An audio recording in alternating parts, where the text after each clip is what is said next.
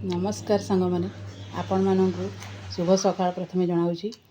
आज मार्च 20 तारीख विश्व पखाला दिवस।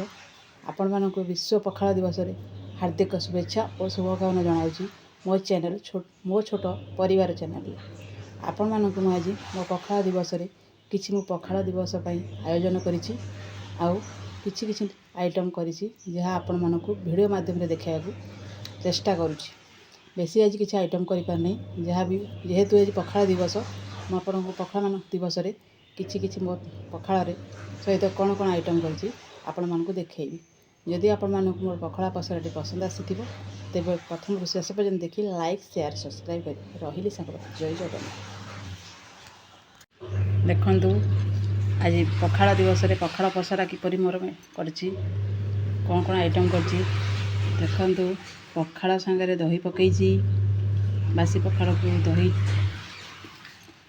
पणस आलू कषा भाभी भजा करी बोली किंतु कषा करदेली मन पड़ा नहीं। स्वामी की कहली मत जेहेतु काटी आसेनी स्वामी तार काटिकी तरकारी भाया करदे तेणुक छोट छोट पीस कर कषा करदे पणस कषा तो बैगण मसला भजा बड़ी भजा मिक्सचर पियाज साई भजा तो चिंगुड़ी आंब को मानक आड़े आंब आसला कमेंट माध्यम निहाती कहे आम आड़े तो आंब निहाती आसी किंतु एते खटा खाया को इच्छा होनी जेहेतु आंब मोर पसंद खटा हो कि मीठा हो चल दूसरी आउ कौन करिया।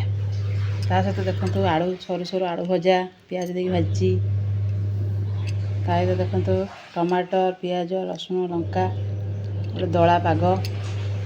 मो झील भी देखो कौन कहूँ पखाला पसरा कौन कर पणस तरकारी फुल बड़ी बैगण भजा मिक्सचर आंब चिंगुड़ी आलू भजा चकड़ा केमिति भल लगे लाइक शेयर सब्सक्राइब। यदि आपण मानक मोर पखाला पसराटी पसंद आसते तो बेसी किसी आइटम करनी तथापि आपण मान आड़े बेसी करुवे आपण मैंने निहाती बेसी आइटम करेंगे तो बेसी आइटम करनी तथापि जी कर वीडियो माध्यम चेष्टा कर देखा मत कि सबुठ पखाला कंसाटी भल लगे जेहेतु बासी पखाला सहित दही छुंक उषुना भात और दला पागटी तो मोर बहुत पसंद।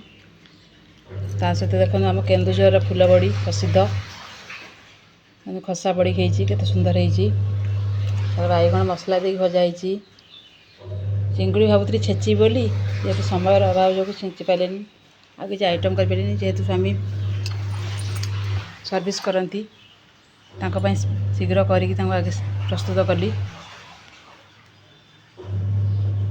तेणुक आपण मानक मो भिडियो पसंद आसते मो पखाला पसराटी तो प्रथम शेष पर्यंत देखिए लाइक शेयर सब्सक्राइब करेंगे रही जय जगन्नाथ।